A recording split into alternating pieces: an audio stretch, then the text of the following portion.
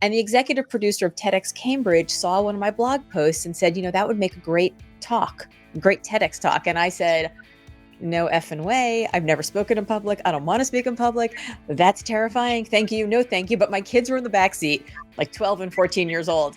And they were like, Mom, don't you tell us we have to do things that scare us? And I was like, yeah, no, like, don't you tell us if it doesn't challenge us, it doesn't change us. And I was like, maybe. And they're like, and don't you tell us that life starts on the other side of the fear? And I was like, you don't listen to me telling you to pick up your socks, but that you grokked. So 6 weeks later, I'm on the stage and I'm giving this talk about why we're not solving big problems in the world and what we can do to actually create meaning and impact from our actions. Welcome to the I Own It podcast with Ben Reinberg. All right, we are live in Laguna Beach at the Ben Reinberg I Own It studios today. And, we just keep adding incredible, talented women to our roster.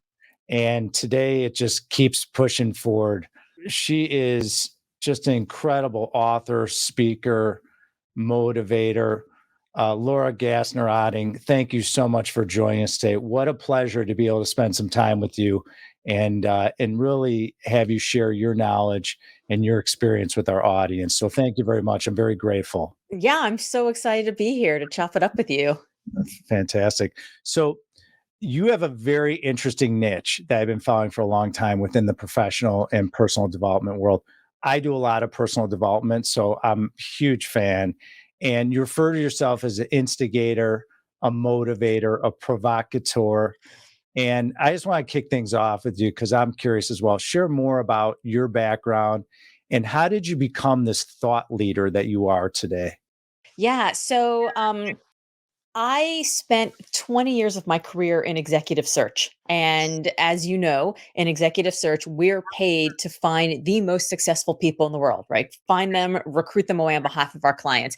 So it was my job to call bold-faced people and build-faced organizations. And that sounds like kind of a hard job, right? Like to recruit them away, except despite all this success, which is why I was calling them, they weren't very happy, which is why they all called me back. And I became fascinated about this question of why success doesn't equal happiness. And so during my time in executive recruiting, and then since I sold my firm to the team of women who helped me build it, I've really been thinking about this question and how do we find both success that's actually meaningful to us and also happiness? And how I became a thought leader is actually kind of hilarious because once I sold my firm, I sort of had this crisis of identity. Like, who am I when I'm no longer LGO, CEO? Here's my business card. So in my super clever way, I bought LauraGassnerOtting.com and I started blogging about stuff. And the executive producer of TEDx Cambridge saw one of my blog posts and said, that would make a great talk, great TEDx talk. And I said, no effing way. I've never spoken in public. I don't want to speak in public. That's terrifying. Thank you. No, thank you. But my kids were in the backseat, like 12 and 14 years old. And they were like, Mom, don't you tell us we have to do things that scare us? And I was like, yeah, no, like, don't you tell us if it doesn't challenge us, it doesn't change us. And I was like, maybe. And they're like, and don't you tell us that life starts on the other side of the fear? And I was like, you don't listen to me telling you to pick up your socks, but that you grokked. So 6 weeks later, I'm on the stage and I'm giving this talk about why we're not solving big problems in the world and what we can do to actually create meaning and impact from our actions. And then somebody noticed it and invited me to speak at their conference and they offered me money for it. And I was like, wait a minute. I just spent 20 years in the deliverables business, like consulting and putting together 3-ring, 3-inch binders. And I just go and I speak for 45 minutes about the things that I've learned over the last 30 years. And you give me money? It's amazing. People will pay you for value in that mind of yours. And what was interesting about what you said is that your kids, they look at actions. Words don't really matter to them. When you're leading and you're an example, you have to be able to show them your actions, and that's where they gravitate to. That's one thing I've learned as well. I love what you do because I have a lot of mentors. Go ahead. Were you about to say something? Well, I was just going to say, I was doing a speaking event yesterday and somebody asked me a question and they said, I coach a lot of young, like a lot of high school age basketball players. And I've got one that's about to sign at University of Texas. And he raised it because I went to University of Texas. So, hook 'em horns. And he said, what advice would you give me to tell him so that when he gets to college, he continues to give back to his community. And I said, that kid is going to be busy. He's going to be practicing. He's got, he's got academics. He's got a social life. He's trying to figure out how to live on his own, probably for the first time in his life. I wouldn't tell him to do anything. I would tell him to remember that every single person around him, whether he realizes it or not, is watching him. Right. So it's not about the words, it's about the actions. And we have so many people, when my last book, Limitless, came out, I got a video from one of my readers who tattooed the art of the book cover on her arm. Right? She tattooed the book on her arm. And it just goes to show you that even if you don't know the people, even if they're not sitting at your dinner table every night, people are watching you. And to just think about sort of who we are and what we represent, I think is a really important reminder. Yeah, I mean, if you had a camera on you 24/7, You'd act differently. you sure would. Mhm. And so if you could show up that way in life, it's hard for people to do that. I mean, from meeting people in your space, and I spend a tremendous amount of money and time with mentors all over the world to help become the best version of myself. I see many charismatic speakers and advisors, but your approach to me, Laura, it just feels different. For example, it just does. For example, you call your style. I love this too, by the way, a kick in the ass wrapped with a warm hug. Yeah. I read that so frequently about what you do, and share more to me and our audience about your methods for getting people to open up to new possibilities and see value and change. I think a lot of people out there are like, how do I get people to widen their lens, have an open mind? And you're an expert at it. Explain how you do it. Yeah. Well, I mean, so I'll give you a couple of answers to that. The first is, in all the money that you spend to be around these great mentors and these great thought leaders and these great coaches, how many of them teach you something that you maybe couldn't have figured out on your own? Or how many of them look at you and ask you catalyzing questions where you actually find the answer that you already know? Right? Like, most of them will look at you and they will help you get there on your own. There's a big difference between, yeah, she's right. She's right. That's amazing. She's super smart. I was taught this by Michael Port and Amy Port, who taught me how to be a public speaker. And they were like, if you get up on stage and you're like, here's a wall of knowledge, people leave and they're like, she was really smart. But if you give them a framework about how to do it, then they're like, that's really smart. And actually, I know how to find my place in the story. So I think the first thing I do is I don't tell people what to do. I sort of guide them and show them on their own how they can get there themselves. So it's not my job to provide answers. It's my job to provide catalyzing questions that help you get to the answers that you probably already know. Now, every once in a while, I have to be like, well, why don't we consider this third option? And then people are like, oh, I hadn't thought about that before. But for the most part, you already know. You just either need somebody to help you get there, or you need somebody to show you that you're actually capable of doing it, which leads to the second piece. And the second piece is, I have had a lot of good coaches in my life who say something along the lines of, I believe in you. You can do this, and I'm here to help. Right? So think about the best coaches you've had, Ben. They're not the ones who are like, you can do it, but they're like, I see you. I know what you can do, and I believe in you. Maybe you haven't done it yet, but all these other things that you've accomplished tell me that you're going to be able to accomplish this also, right? It might not be easy. It might not be brilliant. It might not be perfect, but you're going to get there. Right. So somebody who actually sees you and can reflect your greatness back on you. And then the third piece that leads into is, it might not be pretty, right? But that's okay. Like, failure is not finale. It's not the end of the road. It's actually fulcrum. It's the part where we learn and we grow and we iterate and we change. So I think helping people understand that, like, that's actually part of the process. And not only is it part of the process, it's the best part of the process. Like, the red ink is where all the magic happens. I totally agree with you. I mean, it's empowering, and I do have folks that do empower me, and I agree with you. I think who you gravitate to is when they empower you, and I love it. You're right. You're gonna fail, and failure is good because, I always say the more no's you get closer to the outcome that you want to achieve. And it's a beautiful thing to me. And a lot of people don't understand that it's okay to fail. It's okay to have someone say no to you. Or, when we're raising equity for commercial real estate, I can't tell you in my 28 plus years of doing this, how many no's you get of, it's not for us, or not the environment. And you develop faster, and you really can grow quicker too. It is a rejection filled business, right? Like Yep. anything that's worth doing, you are going to get rejected left, right, and center. But then you get the yes. And here's the thing, like, I think, like, how many times have you gone into pitch for equity and you've just nailed it? You're like just on fire and everything's perfect and you don't get it. Like, what do you do with that? You take that to the next pitch and you're like, I know, not just here's what went wrong, let me fix that, but you're like, that part went right. So let me groove the pattern and do that again and again and again. It's like Serena Williams doesn't go off on the tennis court and like, let me just practice the one shot I didn't make. Like she practices all the shots, right? That's why she's the GOAT. So I love that the no is the route to the yes. I think that's so wise because it's like, it's never the end, right? So there's no end of the road. There's just another, like you just turn the map over and like keep going. And it's such a great point you bring up because how I look at things, I want to tell everyone, I'm sure you have a similar approach, is that everyone you talk to is contributing to your life in some way. If Yes. someone says a no, they criticize you, they say yes, they teach you something out of that interaction, just like we're doing right now, you're contributing to my life. Okay.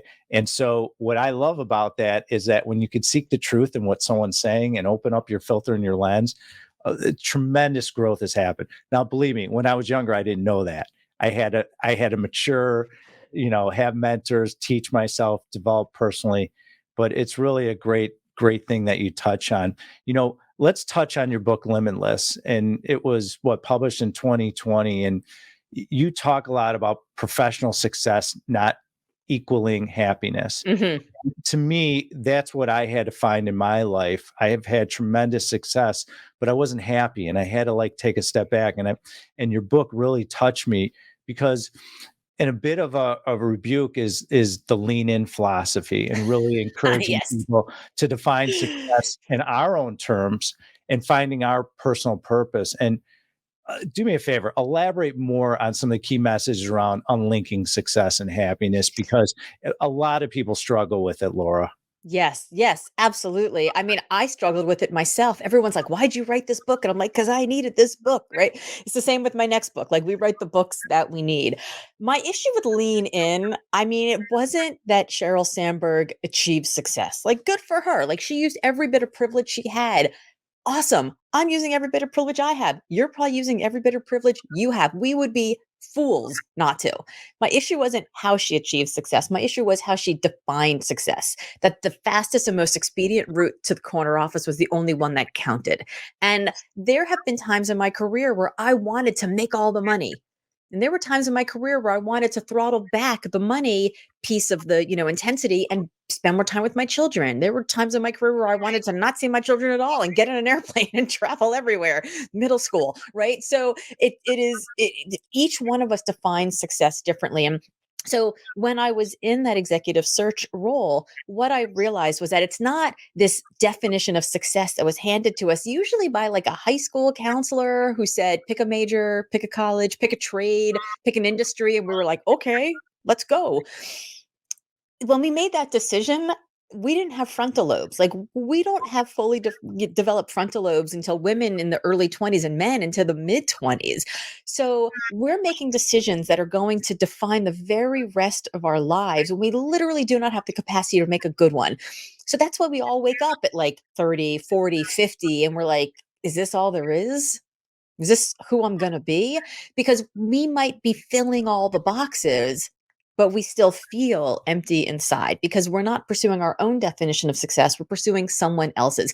And so in Limitless, I talk about not success, but consonance, this idea of alignment, of flow, when what you do matches who you are. And throughout the book, I talk about 4 things that make up consonance: connection, contribution, control, and calling. Calling being your purpose, right? And then connection is, does the work you're doing on a daily basis actually get you closer or further to that calling? Contribution, how is this work contributing to the life you want, the lifestyle you want to lead, the values you want to manifest on a daily basis? And then control, how much personal agency do you have to control the connection and the contribution to get to that calling? But here's the thing: calling doesn't have to be purpose writ large, right? Like lofty or higher purpose. If your purpose in life is curing cancer, I say, awesome, that's great.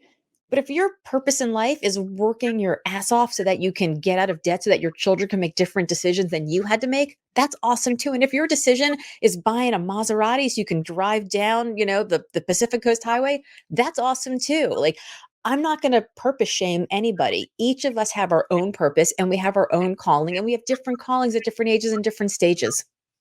Yeah, and it's such an interesting point because, there's that novelty effect that you really need to gravitate to. And like you said, your purpose or your mission in life.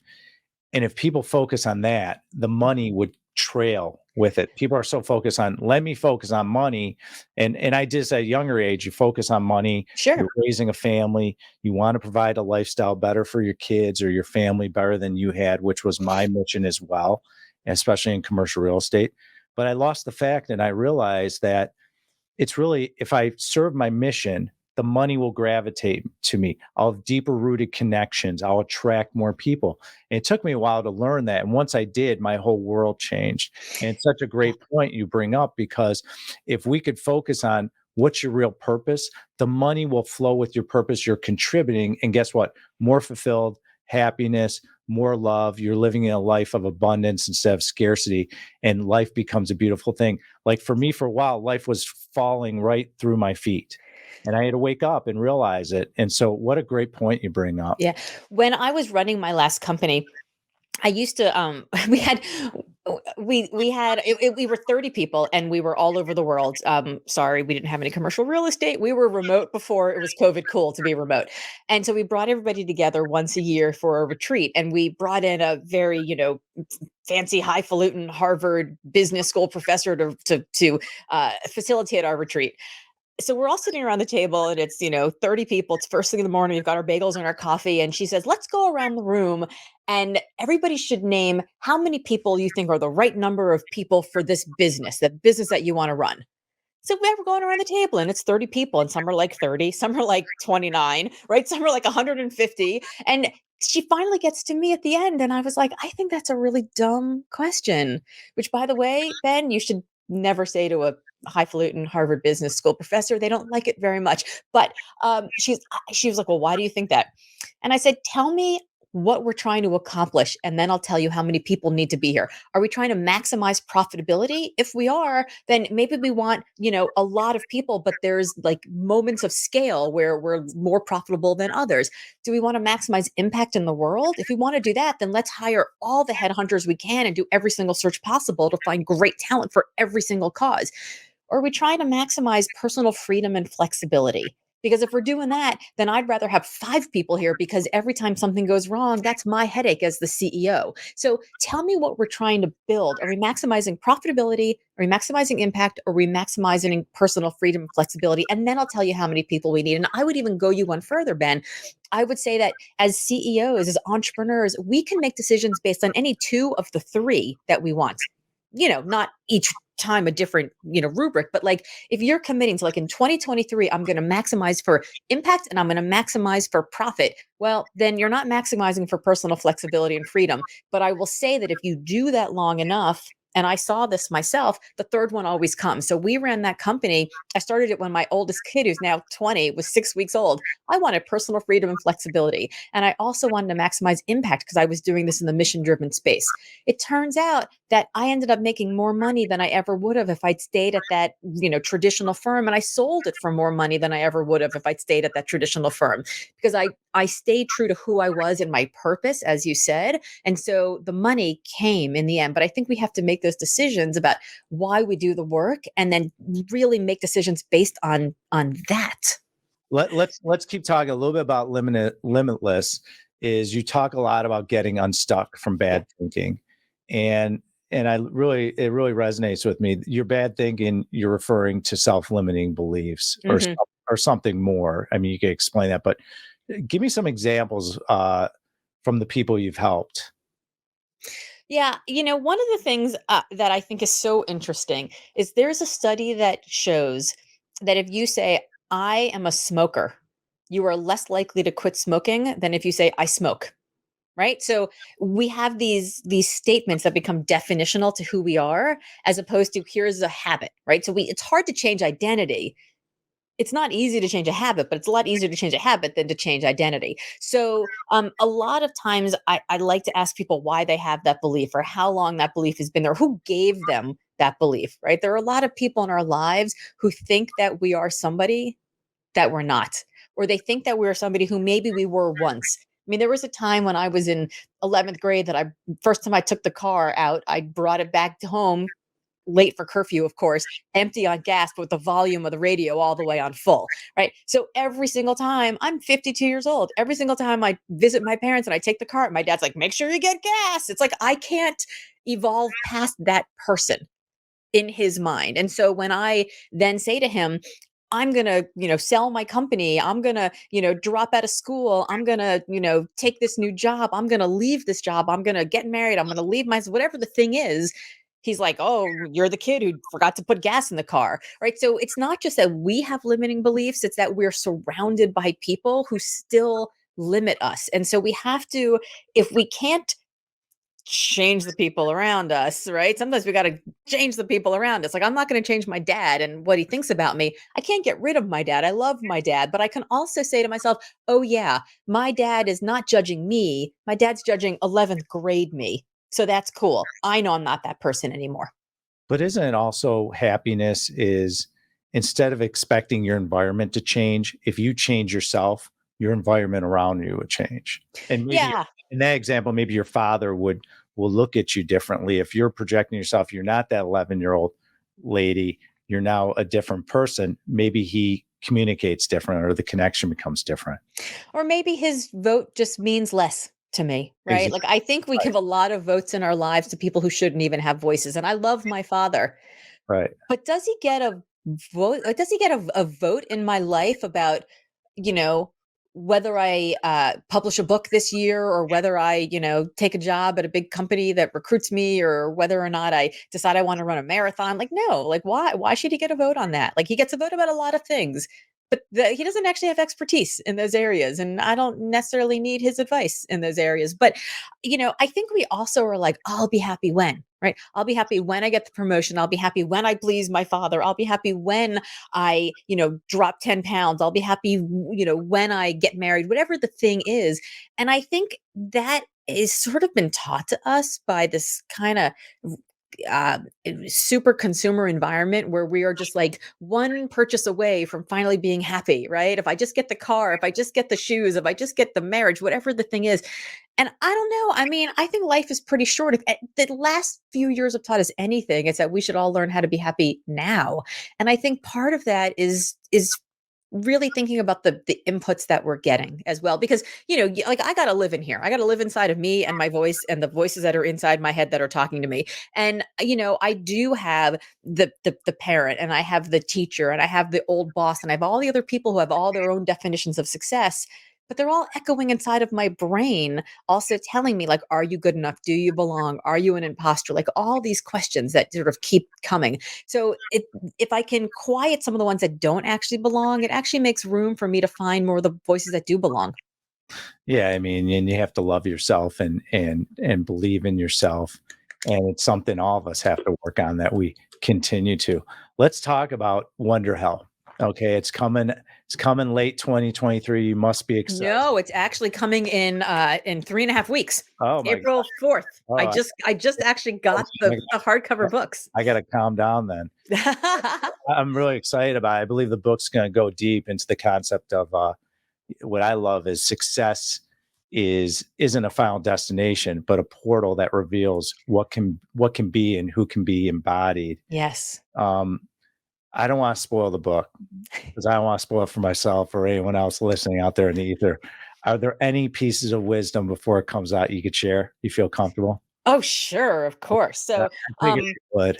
yeah, I'd love to talk about it. So, again, I wrote another book because I needed it, right? So Limitless came out, Washington Post bestseller. I was on the Today Show. Everything was great. And in that moment, I was like, what if I could be on Good Morning America? I wonder. Like, I didn't even expect anyone to buy this book, right? I expected 3 people to buy this book. And then it was super successful. But in the moment that it was successful, while that was exciting and amazing and humbling and wonderful, I also then saw a potential that I didn't even know existed. Like the work that I did to make it successful opened more doors for me than I ever thought possible. But as I peeked through those doors at what could be, I also saw a world that I never thought possible. And because of that, suddenly I was like, oh, I wonder what else is out there. And then I felt the burden of that potential on my shoulders, and it became anxiety provoking and stressful and burnout inducing, and it was kind of hell. So it was kind of wonderful, and it was also kind of hell. It was wonder hell. And here's the thing, we think that once we experience success, real success, consonance, a success that actually matters to us, we're going to be like, I'm done. Awesome. Easy money. Things are good. And I'm sure you've experienced this, that every time you achieve something that you didn't know you could do, suddenly you're like, well, what else could I do? Not in this bigger, better, faster, you got to keep hustling, bro, but in the like, how fascinating is it to know that you've got another gear in there? And what do you think you could do if you went into that gear? The burden of your potential walks into your psyche and is like, hey, Ben, what you got for me? Huh? What are you going to do with this? That's right. And that's Wonderhell. And here's the thing about Wonderhell. Wonderhell only presents itself to people who are worthy of it. Like if you were not somebody who could get to the next gear, you wouldn't even know it existed. Yeah, I call it the invisible wall. We always have this Mm. invisible wall, and it keeps. You could use this, by the way, for your next book. Okay, Yeah. I'll write an excerpt for you. But there's this invisible wall. I've seen it my whole life. It's like, okay, I'm here, and then I got break down the wall. I got here, and so I just realized, like, if I just get rid of the wall and just open space to create, it's endless. And Yes. so it's really, and it's something that everyone has to work on. It's not an easy concept to understand because you're ingrained in society, and there's so much greed out there and fear. Mhm. And we are promoting fear and greed in order to sell products and services in the United States. And what drives revenue. And unfortunately, we're pouring all this stuff in our mind, and it's not really healthy for us at the end of the day. And so it's something we're always battling. Um, I wanted to ask you, so you do a lot of keynote speaker events, and Yes. I'm going to be speaking on stages shortly. And I'm curious, how do you approach them, and what are you looking for in your audience early on, just to make sure you have their attention? Well, what I look for in my audience is I want to make sure that I'm serving them. I have to walk a fine line between like aspirational and relatable, right? So if I walk out on stage and I'm like, I've got it all figured out, and here I am in my fancy clothes and my fancy degree and my fancy knowledge, they're like, that's great. Again, she's right, right? But if I walk out and suddenly I tell a story, right? I talk about being limited. How many of you have felt limited in the last year? Maybe you were limited by loss, by the pandemic, by family members, by uncertainty. Well, I was pretty limited too. And then boom, giant picture of me with an IV in my arm, right? In 2021, I was so sick in early 2021 that if you would have asked me if I was going to see early 2022, I might not have taken that bet. And so I start telling that story, but I don't just tell the story. I sort of tease into the story, and then I let them know that I'm okay. I've made it to remission. Things are good. They all clap. Everything's great because they don't want to worry about you, right? They're worried about you, then they're not focused on what you're teaching them. And then that's an open loop that they don't even realize remains open until the very end of the talk when I close the loop about what happened and how I got better. So they just think it's an opening. And then so my talks are a lot of like open loop, closed loop, open loop, story, open loop, right? So I sort of, it's sort of woven all the way through. And I like to make sure that I'm using different types of modalities. I'm telling different types of stories. I'm involving them. I'm asking them to high five people. I've done a lot of speaker training to sort of get me to a place where I can sort of command a room of 5,000 people, 10,000 people, and really sort of like have them like puppeting, throughout the event. But mostly, I think the most important thing is to understand that even though you're center stage, you're not the star. Like they're the star. They are the star.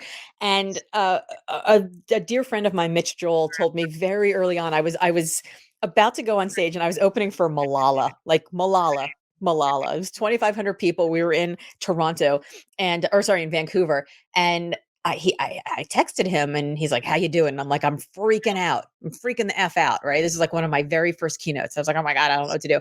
And he goes, "Your coffee." was like, what are you talking about? And he goes, your coffee. He said, just remember, no matter how much they are paying you, and they were paying me a lot of money, no matter how much they are paying you to speak, they spent more money on the coffee line of the budget than they paid on you. So know your place. Oh, that's And I was like, oh. So now every time either one of us speak, we're like text each other like, hey, how you doing? And like, I'm coffee. It's like, I'm cool. I got this. I got it. I understand who I am and what I am and what my role is here. But I just would say, like, if you can take the spotlight of you on center stage and make sure you're shining it on them all the time, then they find their place in the story. what do you do when your energy's low? Like you don't feel like you have the energy and you got to turn it around because you know that you're there to provide value. Like what tactics do you do in that situation to get back on track when you're just not feeling it that day? Oh, calisthenics. Yeah. I mean, I don't drink coffee, but Right. I drink coffee on days that I go on stage, so I'm like, "Hello." Yeah. I stopped drinking caffeine about 2 years ago. That was a game changer. So, Yeah. you Well, know, if you have a little bit before you go on stage, it'll be like rocket fuel. if you want to improve your sleep out there, get rid of the caffeine. It will make a world of difference. If 100%. sleep is everything to me. Yes. It's the number one road to health. It is the number one road to health. I've been wearing this Whoop band for like 3 years, and I track everything, and I like try to eat early. I am such a sleep diva at this point. I just bought this great mattress cover. I'm not an ambassador, I swear, for Whoop or 8 Sleep, but I just bought this 8 Sleep that you like put on your mattress and it like Uh-huh. cools the whole mattress down so you're like a few degrees cooler. It's the I like greatest thing ever. I like that. Yeah, I dig it. I so dig it. Uh, So yeah, like I said, I'm not an ambassador. They're not paying me any money. I just like it's amazing. It just changed. It's a game changer for my sleep. The other thing that you can do mhm. is if you're not feeling energetic, the last thing that you want to do is like go spend time with people in the audience before you speak because it's like that feels like it'd be super draining. But those people are so excited to see you. Like they are they're butts in seats because they know you're coming on stage. You're I like a that would celebrity. Yeah, that would give me energy, I would think, if you're out in the audience and get to interact with people that are following you and that you Yes. can learn from. Again, it goes back to that contribution. You know, uh, I believe the big theme you hit on in your keynote speeches, I've seen a bunch of them, is employee engagement, which to Mhm. me, owning alliance in our company around the country is so important, especially in this virtual world, which I have trouble gravitating to because when I was starting my business in my early 20s, we were all in the same office. There was Yes. osmosis going on, and Mhm. come in my office and ask for advice and questions, and vice versa. And it was such a beautiful thing. And what makes this topic resonate with you? And given that management is in the room when you speak, how do you tailor these messages so you're not putting off anyone or someone doesn't get defensive by your talk? Yeah, I mean, who knows? Somebody's always going to be like, I didn't like the color of yellow she was wearing. Like, somebody's going to be offended. They're going to be offended. There's not much that I can do about that. But um, I, well, I think it starts in the pre-call, right? In the pre-call, you're talking to management and you're like, what are the problems that you want to have solved here? Like, what's getting in the way of your people and them achieving huge success? And they'll tell you, and then you'll be like, okay, but what do they think is getting in their way, right? Because it's usually two very different things. So, somebody at in a real estate company might say, I don't have enough good leads, right? But deep down, management knows it's just because they don't have enough confidence, right? They don't believe that they're worthy of like making those calls. So you kind of have to hit both things. So I think making sure that the decision makers in the audience know that you see them and you've heard them before you go on stage. I think so. I think that starts with the pre-call. Um, Employee engagement is super interesting. We ran a study from January 19 it keeps going all the way through present, but we have a body of work from January 19 all the way through now, and last year we produced that study based on 6,000 results, so before, during, and as we came out of the pandemic. 3 million bits of data about what's actually driving employee engagement in the great resignation. And when I was in recruiting, we used to say that there are like 8 motivating factors at any given time that I could listen for to recruit somebody away from where they are. And there are things like the mission of the organization. Am I inspired by the leader? How many skills will I learn? What's the impact I can make? How broad is the range? How prestigious will this look on my resume? Of course, money is one of them. But money was very rarely the top one. And in fact, in our study, what we learned is that only 38% of employees say money is the number one factor that is affecting their career happiness. For everyone else, it's, do I feel connected to the work? Am I proud to tell people I work here? Do I feel like I have a relationship with my boss? That's a key one. So lots of people go to coaches to like, I'm going to become a good leader. We know that bad leaders bleed out employees. Like that's obvious. And we think that if I'm a good leader, I'm going to, have great relationships with my people. They're going to be super happy. But it turns out that even if you do all the amazing things to be a quote unquote good leader, if your people don't feel like they have a relationship with you, then you are just as much at risk of losing those employees than if you're a bad leader. And how do we know that? If your employee says, no, I don't feel like the people who make decisions in my life think about me. I don't feel empowered to ask for feedback ever. I don't have any say over the leads I get or how I'm making, my money or the projects I'm assigned to. There are questions like that. I don't get timely feedback. Then it doesn't actually matter if you're a good leader or a bad leader. You're still a bad leader. It's so well said. What a great point you just brought up. And so from all this knowledge you've gained, and now you're speaking all over and really contributing to everyone around the world, Laura, and just so impressed by what you've done. How did your executive recruiting lead to this? What were some of the skills that you saw that came out of executive recruiting and said, you know what, this is something I want to do, but also, it's really, what were some of the skills that you developed in executive recruiting that allowed you to get to this point?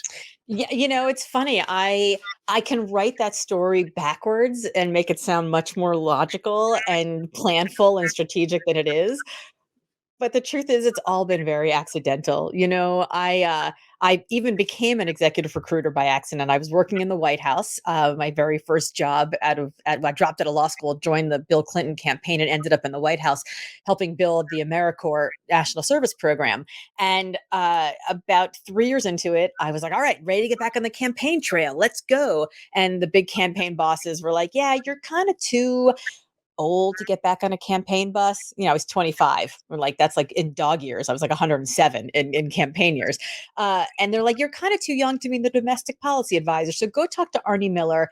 He runs an executive search firm that does specifically nonprofit advocacy, mission-driven work, and help find you a job in the nonprofit sector. You'll hide out for 4 years and come back and do something big on Al Gore's campaign. And I was like, great, sounds good.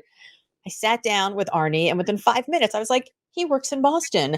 The guy I'm dating right now, who I think is the one, is about to move to Boston.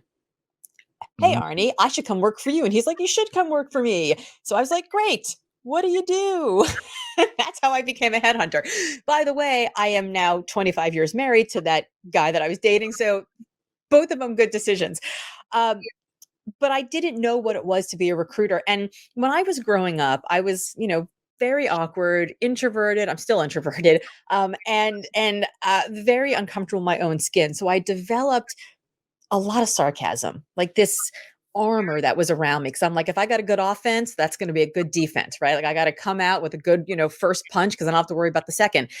And when I was about 3 weeks into the recruiting job, I remember one of the vice presidents walked in and she was like, "Man, I'm exhausted." And I was like, "Why? What's going on?" Like she looked like hell. Like I would thought somebody like hit her dog with a bus or something. And she's like, "I've just been listening all day." And I remember thinking, listening, like how hard is listening? And then I learned how to listen. And this is a skill I know that you practice. Like you listen to people what people say, but you also hear what they don't say, and you see their body language, and you watch how they act, and the lilt of their voice or the flicker in their eyes, and you're like, yes, that's my in. And so it's funny. The irony is that I think I learned how to be a good speaker by learning how to be a better listener, because it's really all about understanding how your audience is reacting and how they breathe in, and letting them come to the story slowly, and making sure that it's a two-way conversation, and they have to say their part, they just say it quietly. And so I think that learning how to listen is it's something that we don't do very well as a country right now, but I think we also don't do it very well as individuals. And I think the closer that we get as leaders to the head of the table, the more we're expected to have all the answers and to talk more. And so we listen less. And so we actually get worse at the skill that we need to have best.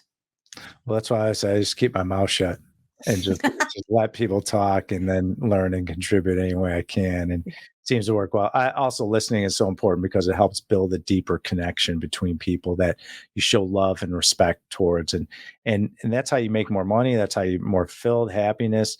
Listening has such a powerful impact. Can you imagine if they taught that? You and I are around the same age. We're both Gen Xers, born in the 70s. Can you imagine school and elementary school? They start off and they say, all right, number one skill is listening.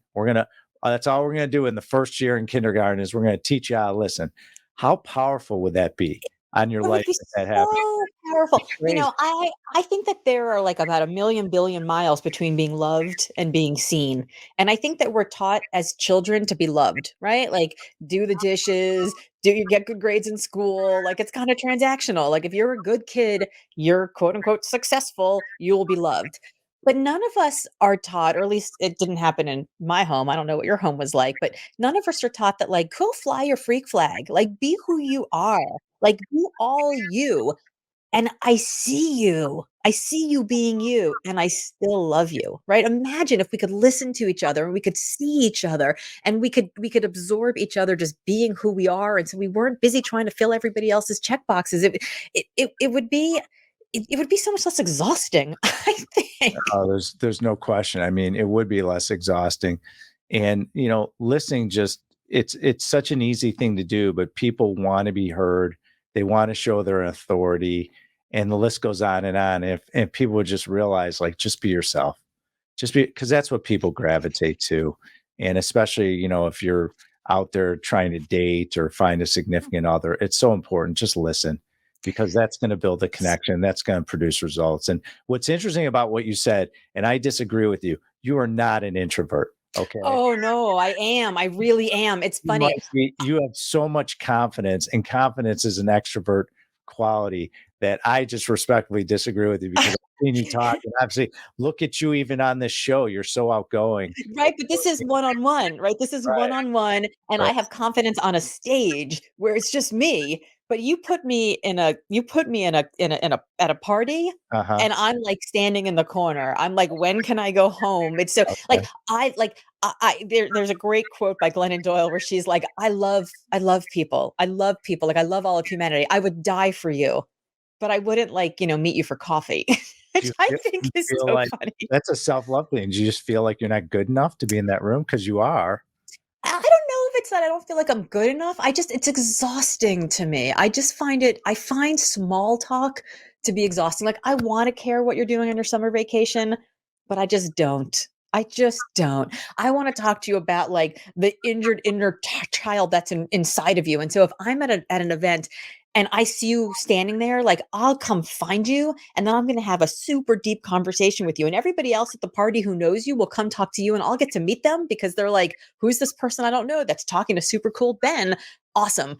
That does my Right. socializing work for me. Uh-huh. But I am not I will not work the room. Like I I'm will sit at my table. Like it's just, ugh.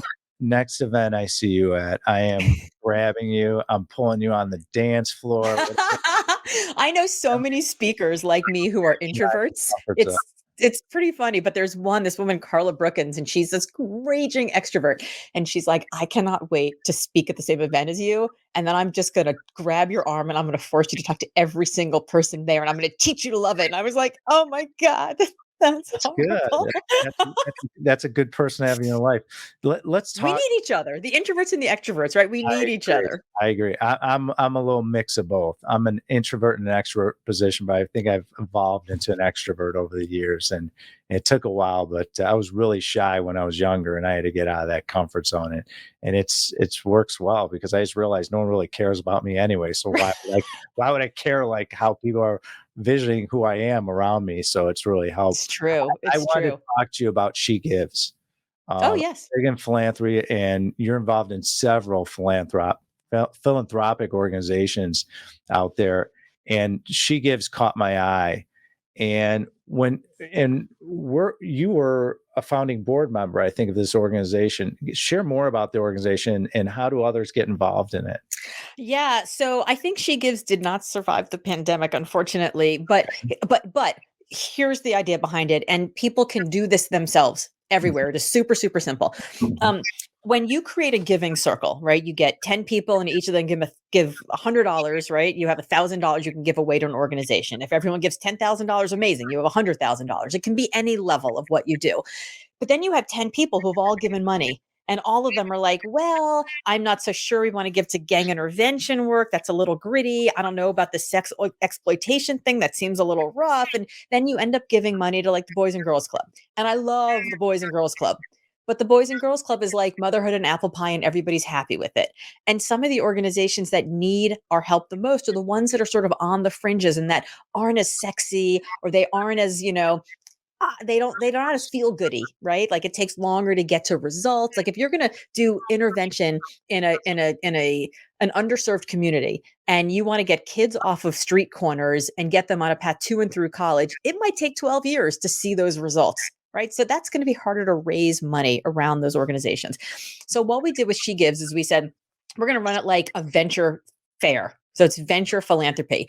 We're all going to give money. We're going to do our due diligence. We're going to present 2 to 3 organizations. And with us, what we did is we had house parties. So the executive director of that organization would come to the house and would present who they are and present their case. And at the end of the year, everybody would vote on where they wanted to give their own money. So if I gave $1,000 and there were 4 organizations, I could choose to give 1,000 to one, or I could give, $250 to each, but everybody could give themselves. So we didn't have to do just like the motherhood and apple pie. We could give things that were a little edgier, a little more experimental, and it allowed everybody to find their own space and what was meaningful to them in philanthropy. Oh, that's great. So the name of the show is I Own It. And you'll love it because it's owning and being responsible for every aspect of your life. And you own it, Laura. And I do. You sure do. It's one of the many things I admire about you. And we're all works in progress, and all of us are. And was there a recent example where you didn't own it fully that you could share with everyone? Yeah, I mean, there's lots of examples. There's lots of examples of that. We got from you. Yeah, I mean, I feel like the biggest regrets that I have in life are the ones where I'm like, I could have if I just committed more, I could have done it, right? Like if I got on stage and I committed to the bit fully, like it really would have worked. Or if I didn't let that editor take the LGO voice out of that piece that I wrote, right? Like all of those things. And so when Limitless came out, I did a whole bunch of media. Actually, the very first interview I ever did in my life on television, and the very first interview I ever did in my life for Limitless was on the Today Show, which is sort of insane. But I walked onto the Today Show and I was like wearing muted colors, and I was wearing pantyhose, and I was just like, "Hello, Hoda and Jenna. I'm going to be very polite, like I'm talking to my in-laws." And I don't think I moved a single book. And it's not because they weren't amazing. It was because I wasn't amazing. I wasn't me. And then fast forward 3 months and 150 podcasts. So I like got my bits down and I learned how to really inhabit it. I was on Good Morning America. And the day I was on Good Morning America, my book went to 121 of all of Amazon. Like, you know how many books you have to sell to be that high on all of Amazon? Yeah, that's a lot of And books. and Amy Robach and the team at Good Morning America were just as amazing as the Today Show, but I was different, right? I owned who I was. You And so showed because up. I was Showed up fully in myself, it worked. So you showed up differently, which was I great. showed up differently. How you show up in life is how people are going to react to you as well. Mhm.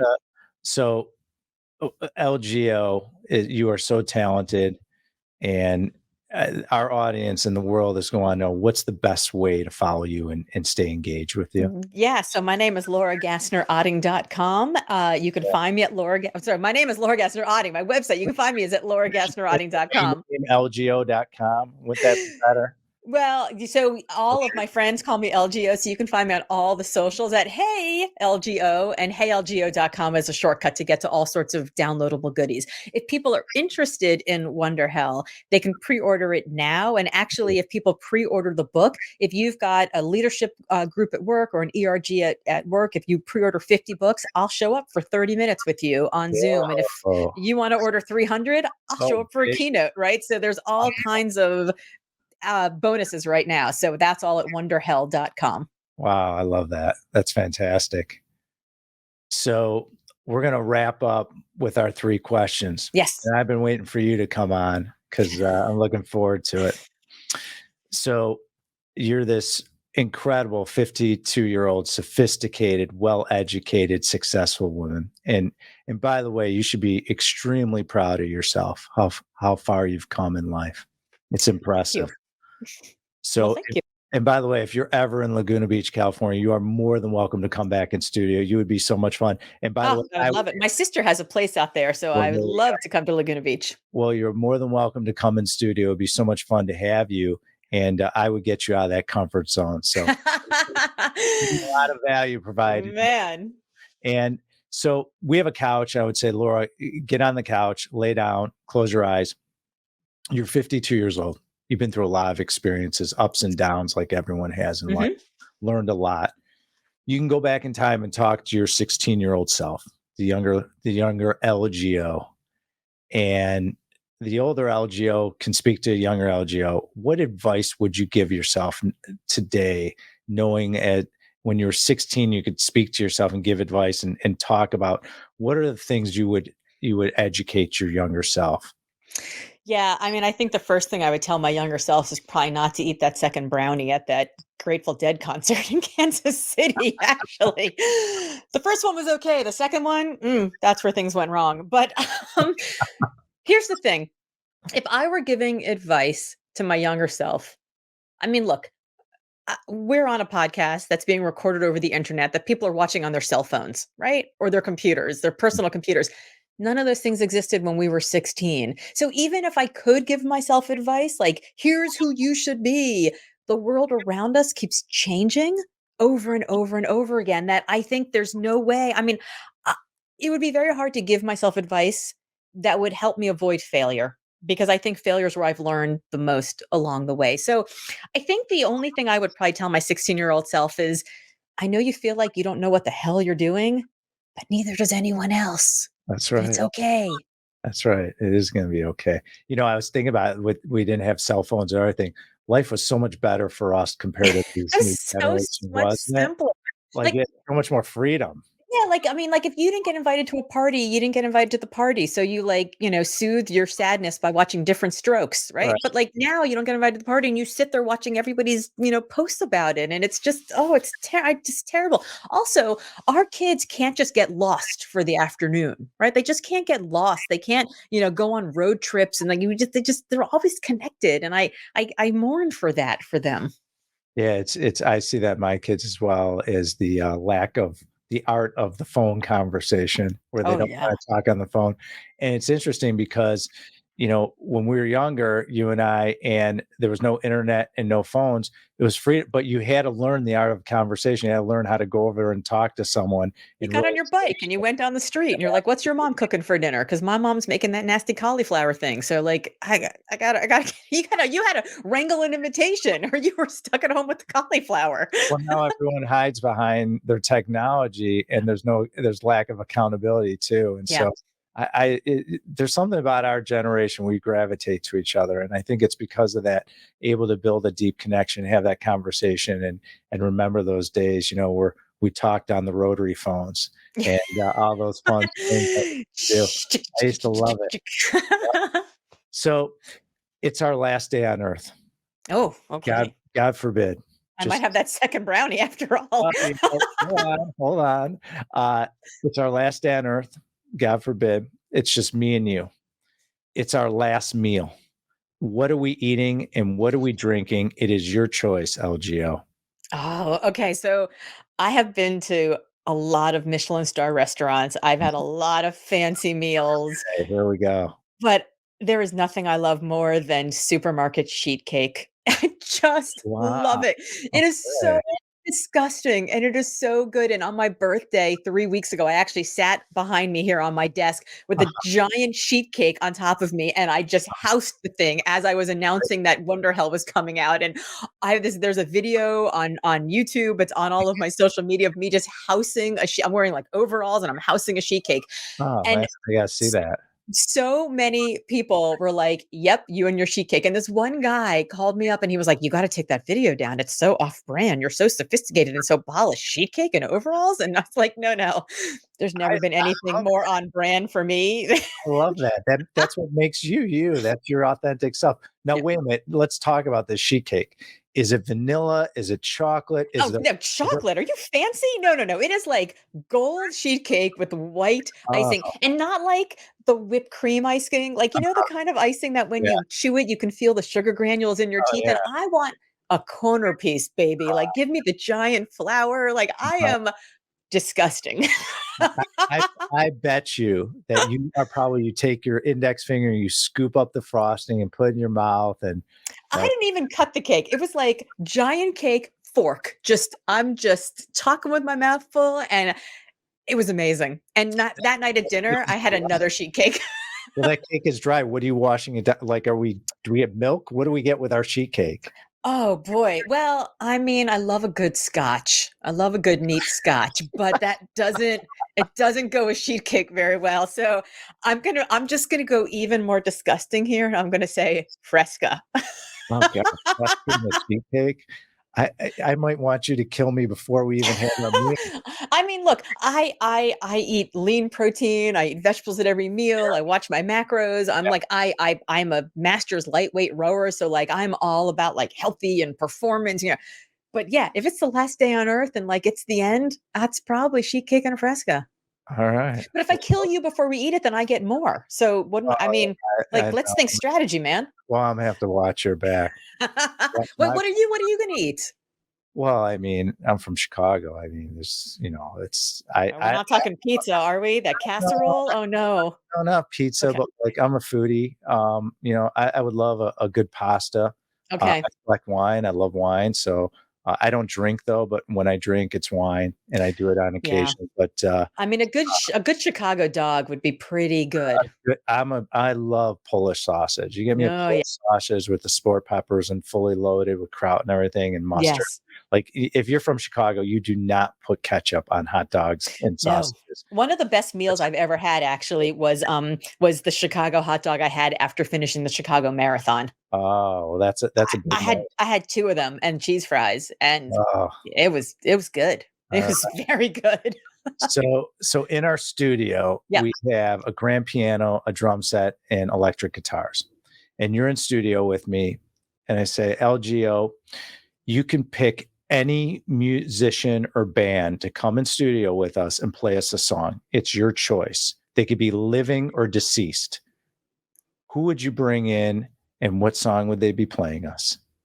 I mean, I would probably pick Billie Holiday if I could pick anybody, Okay. but I have a mad crush on Dave Grohl. Like, not Really? like a, "Oh, he's hot," No. crush. I mean, he is hot, but, like, I want him to be my neighbor. Like, don't you think Dave Grohl like, if you were out in the backyard grilling burgers, he'd, like, pop his head around the fence and he'd be like, "Hey, man, are those burgers I smell? I got a sixer here. Can I come over?" Like, Dave Grohl would be the coolest Oh, human ever to have as a neighbor. So I think if they were just playing us a song, I might go Billie Holiday. But if they're hanging out in the studio, it's got to be Dave Grohl all the way. is he playing Nirvana, Foo Fighters? Foo. Oh, he's all. Okay. Yeah, All right, yeah, cool. yeah, I love for that. sure.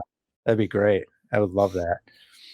Well, Laura Gassner Otting, aka LGO, what a pleasure to have you on the show today. You definitely own it.